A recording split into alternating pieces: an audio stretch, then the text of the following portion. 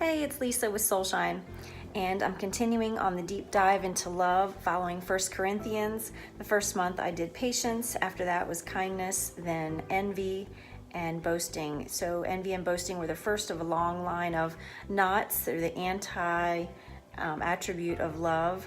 And with this month, it being boasting, I thought, oh, how easy this is going to be because I'm not a very boastful person. And then upon deeper reflection, I thought, well, there's some room for growth. So hopefully, if you're following along, you can have some room to grow too. And by the end of this year, we'll be top-notch experts in love. So we can love ourselves, others, and our God better. So when I think about boasting, I think about the two different types of people I've been around, one that has been boastful and one that is not. And I feel much better around the person that's not boasting. They could both talk about, for instance, their child. There's nothing wrong about sharing a simple praise, but the minute you cross the line into on and you're not giving the other person any bandwidth, any airspace, and it comes across as my child is better than yours, then it becomes boasting, and it's crossed the line from sharing a good, exciting story and becoming boastful. So to me it boils down to, I've written about it and I've thought about it today. It seems like it's a shift from self to others. So the minute you take the onus off of yourself and you're thinking about the person you're dealing with, and they are the pivotal focus of your conversation, then it's no longer boastful. It's a shift from self to others. And I think ultimately of all of the lists in love in 1 Corinthians, it's a shift onto others. It's not anything to do with yourself. In Proverbs, which I call the Chinese cookie of the Bible, it says not to boast with your own mouth, but to let others sing your praises. And how important is that to live a life such that when other people think of you or talk about you, they have nothing but praises. And I think that's the opposite of boasting. I think boasting is you taking all of the onus on yourself to tell everyone how good you are, or your child is, or your work, or whatever.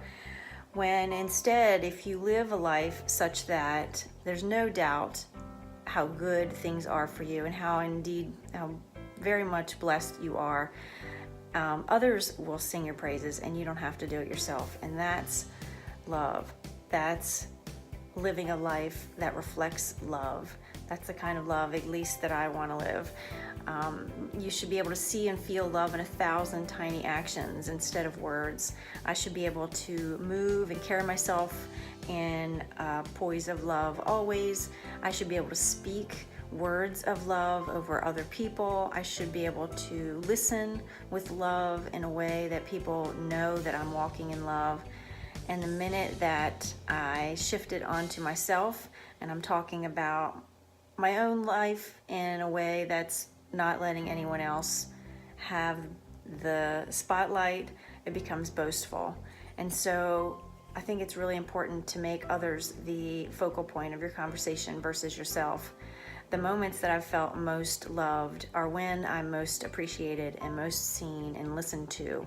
And I want to make sure that other people feel that way too. So I think what it boils down to is just shifting from self to others, because next month is Pride, and that's another focus on self as well. And I had a little bit of a tough time deciding what the difference is between boasting and pride. And to me, it's like the difference between confident and cocky. One says I'm better than you, and the other one says I'm really, really good. And there's a small difference of the two, and both are super annoying. Boasting implies I'm so much better than you, and pride says I'm so good. I think the difference between pride and boasting is very small, but it's big enough to make the list in 1 Corinthians. So both are seen as evil in the Bible. Talking about yourself too much or boasting about yourself too much is seen as negative. In fact, there are a ton of scriptures against pride, which I'll talk about next month. But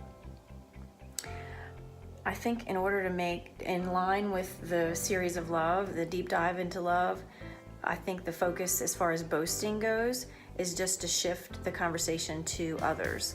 And I know I've been caught up in the excitement, owning a business and having awesome kids, yay.